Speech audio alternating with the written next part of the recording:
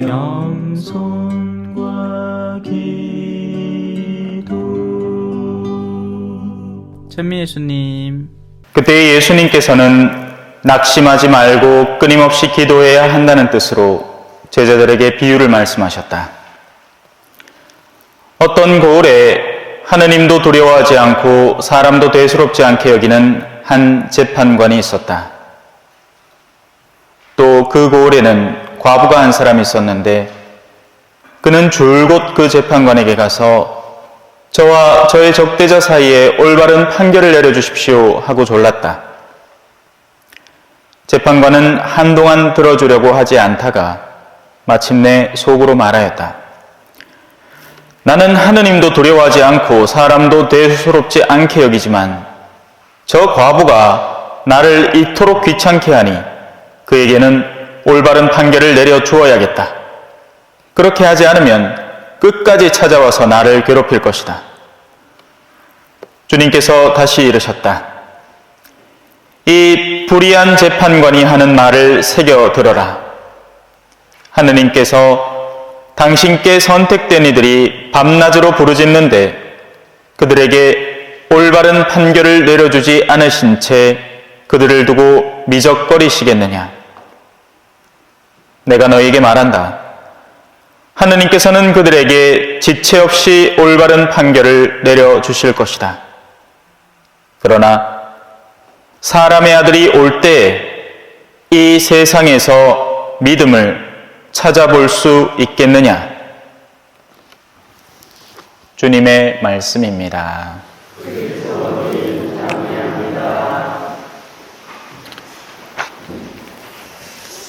찬미 예수님.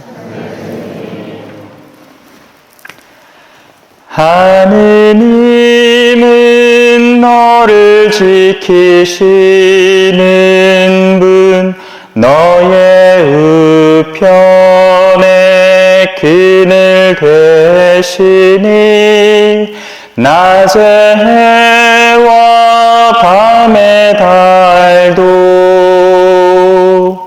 너를 해치지 못하리. 눈을 들어 산을 보아라. 너의 도움 어디서 오나.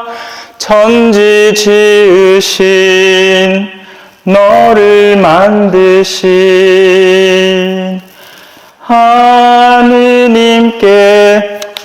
하느님께로다.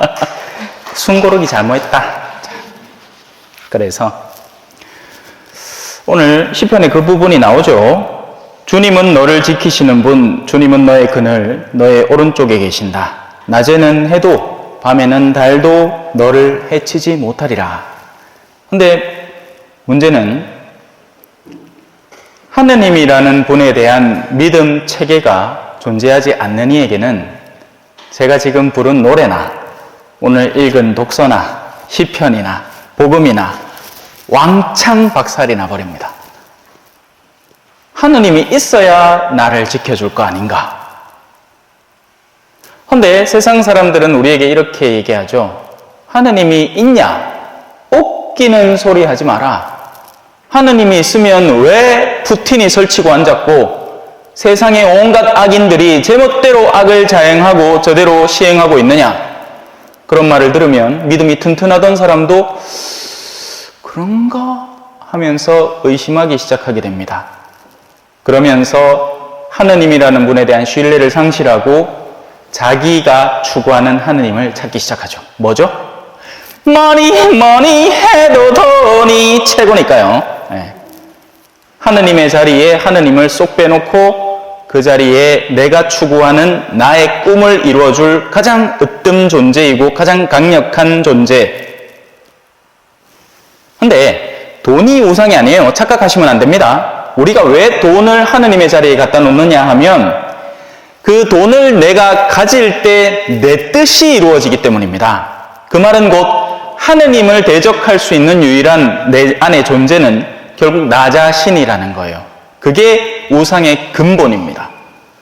우리가 왜 하느님 아닌 다른 존재에게 자꾸 빌어대기 시작할까요? 그건 내가 욕구하는 것이 하느님이 구체적으로 실행하고 계시는 세상의 원론과는 들어맞지 않기 때문에 내가 욕구하는 걸 이루고 싶은 거예요. 예를 하나 들어드릴게요. 하느님은 우리가 바뀌길 원합니다. 당신의 말씀을 지금 앉아서 듣고 있는 이 신앙의 거룩한 예식에 참여하고 있는 우리가 당신의 말씀을 듣고 바뀌기를 원합니다. 그런데 우리는 이런 청을 자꾸 드리는 거예요. 하느님 아버지, 우리 남편 바꿔줘 있어. 하느님 아버지, 우리 서울대 좀 보내줘 있어. 하느님이 남편을 왜 안 바꾸고 하느님이 왜 우리 아이를 서울대에 안 보낼까요? 남편을 바꾸면 내 악이 더 강해지기 때문입니다. 내가 그렇게 빌어서 남편이 갑자기 얼마 전까지 나를 성가시게 하다가 바뀌잖아요. 그러면 내가 더 기고만장해집니다. 우리 애가 내가 빌어서 서울대를 가잖아요. 그러면 그때부터 어깨가 끝을 모르고 올라갑니다. 그러면서 동창 모임 가갖고 우리 서울대 들어갔다고 자랑을 그래 했어. 아마 어떻게 될까요? 옆에 자매들이 또 가만히 있던 마음에 평지 풍파가 막 일어나면서 셈이 나고 시샘을 하고 악이 막 성장하는 거죠. 그래서 하느님은 당신이 의도하는 것을 이루시는 분입니다. 시선이 짧은 우리들에게는 답답해 죽을 지경이죠. 내가 봤을 때는 지금 저 러시아 대통령이 빨리빨리 깨 죽어가지고 이 상황이 다 평정되고 우리나라 정치에서 일어나는 온갖 나쁜 것들이 그 속세가 고스란히 드러나서 나쁜 놈들은 다 처벌받아서 지옥 가쁘고 그동안에 눌려있던 의인들은 다 원래 자리에 올라가고 이랬으면 좋겠는데 그런 일들이 좀처럼 일어나지 않아요. 조금만 옛날로 돌아가 봅시다. 우리 순교 성인들은 어땠죠?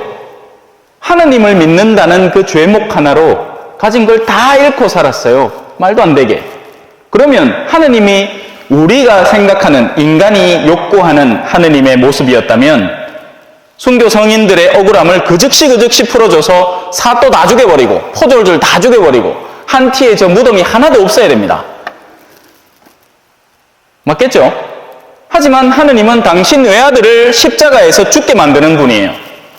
그리고 우리는 그것을 어리석다라고 은연중에 생각하고 있죠. 더 좋은 방법이 있지 않을까?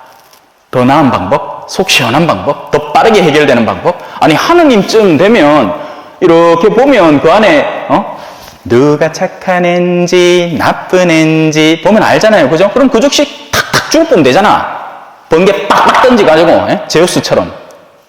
왜 그렇게 안 할까요? 악인들도 회개할 기회가 필요하고 의인들은 그 내면의 선이 더 강화될 필요가 있기 때문입니다. 그래서 하느님은 우리 인간의 지성이 어리석어 보이는 방식을 선택하는 겁니다. 의인들이 고통당하고 악인들이 득세하는 세상 속에서도 결국 마지막 정의를 위해서 그것을 남겨두시는 거죠. 그러다 보니 우리가 아는 신앙생활이라는 건 이런 식으로 진행이 됩니다. 성경은 전부 하느님의 영감으로 쓰인 것으로 가르치고 꾸짖고 바로잡고 의롭게 살도록 우리를 교육하는 데 유익합니다. 그러니 원하는 이는 이 말씀을 들을 것이요 원치 않는 이는 애시당초부터 다가오지도 않을 것입니다. 예수님은 사람들에게 비유를 통해서 계속 설명을 해주셨어요. 비유란 것의 재미있는 건 껍데기는 누구나 다 알아듣는 이야기들입니다. 옛날하고 아주 먼 옛날 호랑이 담배 피며 놀던 시절에 따단따단따단따단따단따 옛날 얘기 딱 해주면 그 얘기를 들으면서는 아이고 뭐 이야기 재밌네요 하고 다들 이해를 하죠. 어떤 소년이 길을 가다가 능금을 만났는데 그 능금을 그냥 안 지나치고 발로 툭 찼더니만 능금이 갑자기 뽕 수박 크기가 됐습니다. 그래서 성질이 난 소년이 더 능금을 막 투다다다닥 밀려고 애를 썼더니 뽕 하더니만 큰 바위 크기가 되어버렸네요. 더 이상 어떻게 손을 써볼 수 없는 소년이 그걸 지나가자 능금이 원래 크기로 돌아왔답니다. 이 이야기를 들으면 누구나 이해를 합니다. 그 이야기의 그런 외적인 표지는. 문제는 뭐죠? 그 이야기는 인간의 분노에 대한 설명이라는 거죠.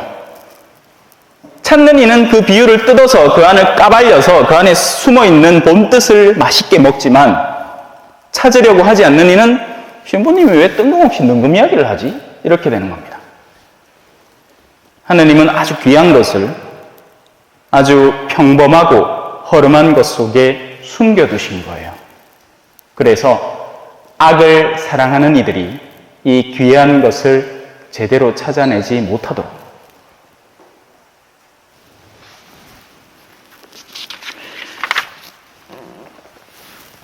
믿음이라는 근본 바탕이 형성되어 있을 때 이 모든 체계들이 의미를 가지기 시작합니다. 근데 재밌는 건 우리가 믿건 안 믿건 여러분들이 제가 여기에 책이 3권 있다라는 이야기를 했을 때 제 말을 믿건 안 믿건 책의 존재 자체는 변치 않습니다. 그죠? 문제는 뭐죠?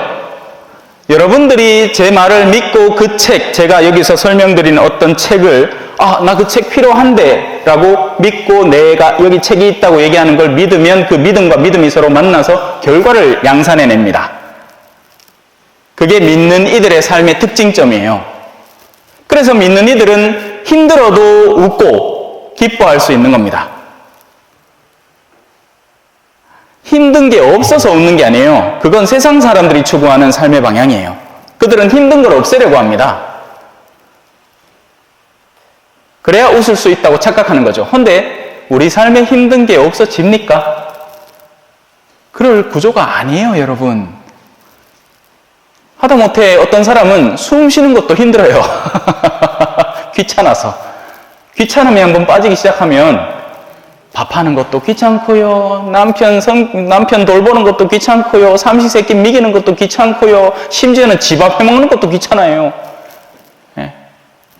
제가 어떨 때는 그런 귀찮음에 빠질 때가 있습니다. 그나마 누부가 이거 난 모르겠다. 오늘 밥 안 해먹고 말지 하다가 그럼 어떻게 돼요? 나중에 배고픔이 느껴지잖아요. 그러면 이제 그때 일어나갖고 뭐라도 주섬 주 먹는 거예요. 하느님이라는 분에 대한 기초적인 신뢰를 회복하는 것이 우리 신앙의 본질입니다.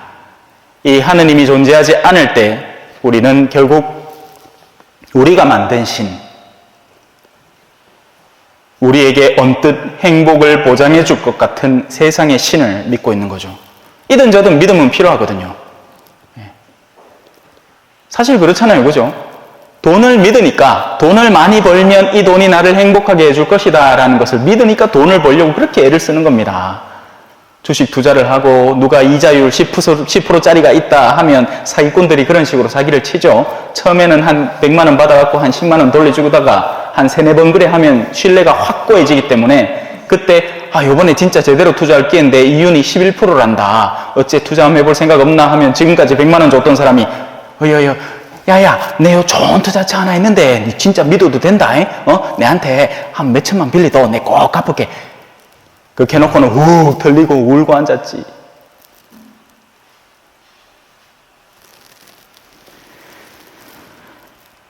하느님이라는 분을 믿을 수 있을 것인가? 정말 그분의 믿음의 체계 속에서 우리는 살아갈 수 있을 것인가? 아니면 여전히 간보고 있는가? 믿음의 영역 속에 새끼손가락 하나 걸쳐놓고 혹시나 이거 운 좋아서 내가 살아남은 다행이라는 생각으로, 하지만 실제 내 온몸은 세상이라는 영역에 푹 잠겨서 여전히 세상 것들을 너무나도 사랑하고 그거에 밑떨어지는 것에 미련이 생겨서 손을 놓지 못하는 그런 세상 속에 살고 있지는 않은지. 그래서 성경은 계속해서 우리에게 말씀을 선포하기를 얘기합니다. 왜냐하면 믿음이라는 건 들으면서 오거든요. 들어야 믿음이 생기거든요.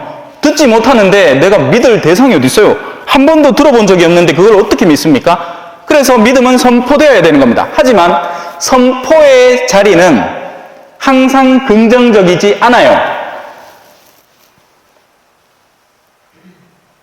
우리 초전성당 신자들은 여러분들 스스로를 어떻게 평가하시는지 모르겠어요.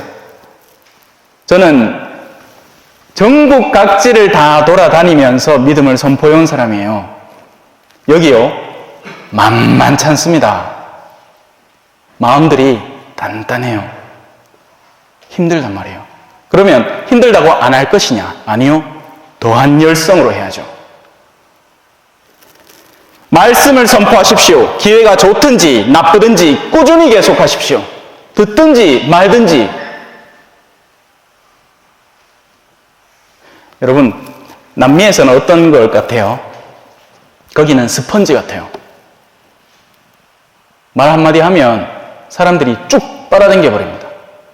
그래서 어제까지 술 먹던 사람도 신부가 와서 그 집에 잠깐 들러서 아이고 형제네 일하지 마소 하면 삶을 바꾸려고 노력을 해요. 하지만 이 한국이라는 영역, 특히나 어떤 특정 지역은 내면 속에 고착화된 자신의 사고가 너무나 단단한 나머지 누가 와서 무슨 말을 해도 더 이상 그냥 자연스러운 습관화된 삶일 뿐인 겁니다. 끈기를 다하여 사람들을 가르치면서 타이르고 꾸짖고 격려하십시오. 그럴 거예요. 제가 여기 있는 동안에는 여기에서 그 사명을 다 할 겁니다. 상황이 좋든지 나쁘든지 말이죠. 하지만 저는 압니다. 아무리 강한 인간의 내면이라도 꾸준하게 자신에게 다가오는 그 말씀 속에서 저항하지 못한다는 걸 알죠. 커다란 바위를 뚫는 구멍은 물방울이네요. 떨어지고 떨어지고 또 떨어져서 구멍 날 때까지. 나 최영이야. 너 솥불 딱 잡아. 딱 잡고 때려. 언제까지? 솥불 빠질 때까지. 이런 영화 있었죠 옛날에. 송강호가 넘버 3라는 곳에서. 오늘 복음 한 호송입니다. 하느님의 말씀은 살아있고 힘이 있으며 마음의 생각과 속셈을 가려낸다. 아멘. 찬미 예수님, 겸손과 기도.